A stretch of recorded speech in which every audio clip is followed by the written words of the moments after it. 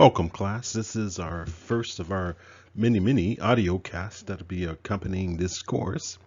We're going to take a look at some of the manufacturing operations core processes, particularly looking at the case study or using the case study for examining the core processes. You're looking at the first slide of 8, and we'll walk through each of those step by step. So thank you for joining us on our very first audio cast for this course. By now, most of you have watched part 1 and part 2 of how to build a rustic outdoor table with the Wood Whisperer. That's great. Thank you for doing that. Thank you for watching it, and thank you for downloading, most of you, the MS Word narrative about what you've observed in these two video clips. We're going to examine those a little bit more closely, but looking at the Wood Whisperer and the building of this rustic outdoor table in the context of operations management and some of the core processes. For those of you who would like to examine building an analysis of the processes in the Wood Whisperers project, I've included a slide that's really a supplemental exercise, and that's a supplemental optional assignment. You do not have to do this, but might help you if you want to dig a little deeper.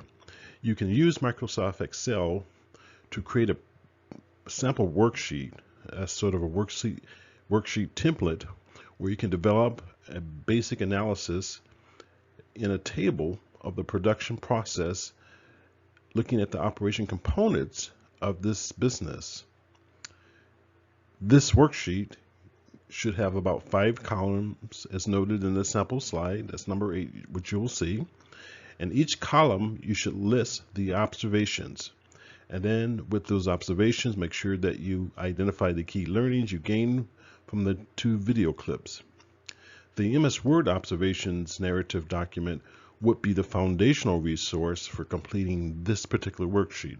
Remember, again, this is a supplemental optional assignment. You do not have to do this.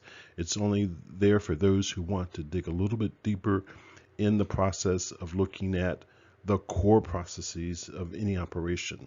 This particular tool, this template, will help you do that. Looking at each column, columns A through D in the worksheet, you'll find that they have distinctive items or elements of production. You're going to have to start to set aside about 1 to 2 hours, maybe 1.5 hours to watch the videos, perhaps more than one time. Then go ahead and complete this particular type of worksheet. Be sure that you're using concise but clear descriptive phrases for each cell, for each column. Remember, this is a basic exercise in operations analysis. In actual career experiences, it takes time, mostly years, to master this analytical ability. Make sure you complete the readings before beginning this particular type of worksheet. The readings will make your work easier. Working this case will form the foundation for understanding all of the future assignment. Again, this particular exercise on this slide number 3, is optional. You do not have to do it. It's only if you want to use this as a tool to dig a little bit deeper in the analysis process.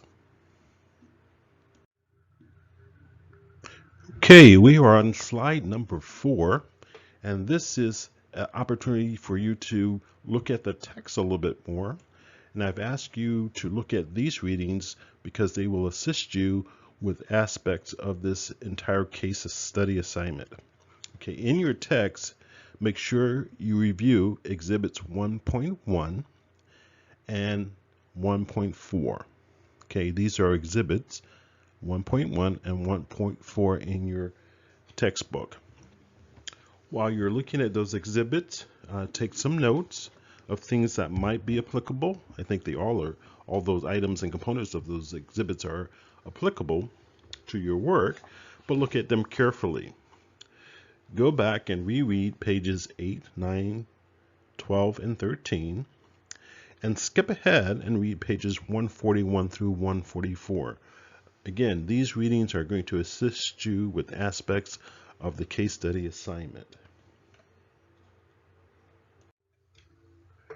Before we look in depth at what this slide represents, I just want to remind you by now you should have looked at Exhibits 1.1 and Exhibit 1.4.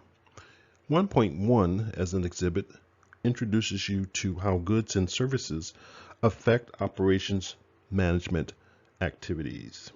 Okay, in this particular exhibit, you will look at the different OM activities or operations management activity and see how that activity affects goods and how it affects services. At this point, you probably already know that products are either goods or services. When they are goods, they are either durable goods or non-durable goods. And services are those things that tend to be intangible items. And those definitions are found in your first chapter readings. Back to Exhibit 1.1, and even though we're going to explain this particular cycle in production a little bit later on the slide, I want to just make sure that you feel comfortable with Exhibit 1.1 and 1.4. In Exhibit 1.1, again, you're looking at the OM activity, for instance, like forecasting, the facility's location, the layout and design of the facility, any technology that is being used in that facility, the quality of production, the measurement of that, the performance against quality standards. We're looking at inventory and inventory capacity. We're looking at process design, which is really the focus of this particular case study, and looking at job identification and when the particular service is encountered by both the production people and the customer, scheduling within production, and in the supply chain management process altogether, which is even more complex than identifying the process of just production. In Exhibit 1.4, we're looking at an input-output framework of a particular value chain. Sort of study that a little carefully, read some of the text that's associated with it so you can understand it. But actually, you're on slide number 5, and this is what you're looking at in a more abbreviated form, or even a more technical form, I should say. Okay, so we are looking at a particular process cycle that's common across many different disciplines. My personal experience with this is in information systems technologies, and this is what I did with Hewlett-Packard and for Kraft Foods. We used this IPOS or IPOS F cycle to understand everything that everyone touched when it comes to systems development and management. And our systems touched all aspects of manufacturing products for Kraft Foods and Hewlett-Packard. Okay, from making Tombstone pizza to Kraft macaroni and cheese to Oreo cookies to everything that was in the brands owned by Kraft Foods. Okay, let's look at this slide a little bit carefully. We're looking at manufacturing operations, particularly the core processes within the IPOS F cycle. IPOS F cycle stands for what you see below in terms of inputs, the processing, the outputs, the storage, and feedback. That's the IPOS cycle. Inputs come in the pre-production phase of manufacturing or production operations. That is, for instance, our example in the wood whisperer, pre-production for the wood whisperer would be the suppliers of the wood or the suppliers of the tools he is using in producing his table. The processing is the actual production, what the wood whisperer craftsman goes through to start to produce and produce the table using all of the inputs in the pre-production part of the manufacturing process. The outputs are anything that is made in the manufacturing process. Okay, In this case, it is the table itself, the rustic outdoor table. Okay. The storage is where he keeps the tables before he gives it to the customer or to his client, if it's an individual person or family. Okay. Where he stores it, where he keeps the inventory, and we put that in the post-production part of our manufacturing operation. The feedback comes from both. Perhaps if he makes a lot of tables, he puts it in a shop or store to sell it wholesale or retail, gets feedback from his wholesale or retail customers, and actually those who purchase the product also provide feedback to the Wood Whisperer on quality and expectations that the customer had for the product. So this is the entire cycle. Everything that's manufactured, everything that's produced as a good and or service goes through this cycle. It's a lot more complex than this when we look into this as an academic component, but this is a good example for you to take forward in your course of study here in operations. Okay. Again, what you're looking at this slide correlates to Exhibit 1.4 and the associated text in your book. We are now on slide number 6. This is pretty straightforward. The concepts I'd like for you to focus on, particularly the definitions of processes, activities, task, what a supply chain is, what the difference between a supply chain and a value chain, understanding what a customer benefits package is, understanding business analysis, and that was a job title that I had for several decades, from ranging from an associate analyst all the way to a senior analyst, business analyst, and managing global projects as an analyst. Also, be comfortable with understanding what the concept of workflow is, job skills, and job design. We are now on slide number 7. This is an important slide because it gives us an opportunity to look at the IPO cycle in a little bit more detail, particularly as we try to define how we ask questions or what questions we should be asking in the pre-production, production, and post-production parts of our manufacturing operation cycle. Okay, so these are actually columns that you could put in your spreadsheet, but it's not necessary to use the spreadsheet. This is just a thought-provoking template that you can use for any time you're doing an analysis of any type of production operation. Going from producers to the customers, these are the things that you need to think about. A, the very first thing you do, or the startup activities of the business. Okay, and we're going to ask the question, what is necessary to start the business as an organization? How to get it out to the public? Okay, what basic activities or actions are required at this stage? This is A, the first or startup activities of the business. For B, we're thinking about the inputs. What materials are needed? This is B in the outline. What basic inputs are needed to satisfy the market demand for the product?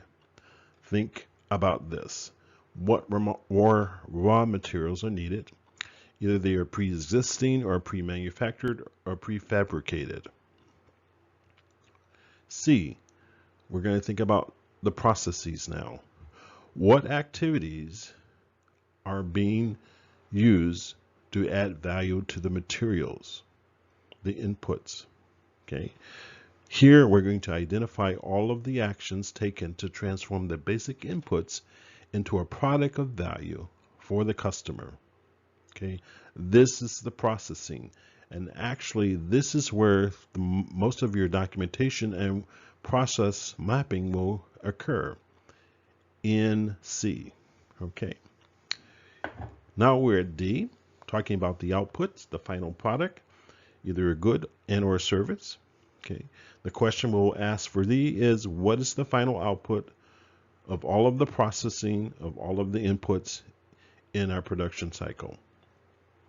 And finally, E, what feedback is expected and what feedback is desired from all of our clients or all of our customers.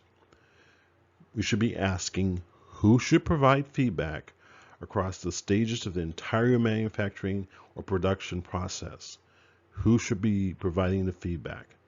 Our customers, it could be our employees, it could be our managers, but primarily we think about customers thinking about their product and giving us feedback. That feedback will also inform A, B, C, and D of the entire production process. Okay. And then we think about where are the produced items stored and where is all the data about our production process in its entirety, where is that data stored?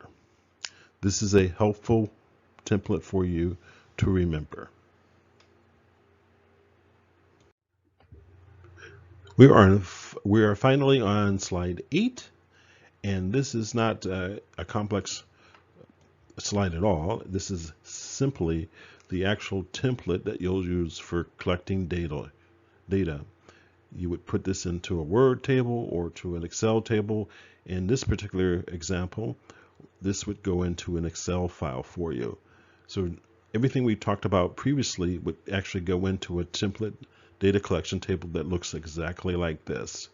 Again, do not worry about mastering this process of collecting information about productions and manufacturing and identifying all of the core processes. It is a journey. It takes time to master this process of being an analyst. And it is a process in and of itself. Besides the fact that you're looking at processes, your activity as an analyst is a process. It takes time. It takes particular steps to make sure that you are a good analyst. So do not worry. This is the nature of this course, is to help you understand and expose you to what this is in the real world. Thank you for listening.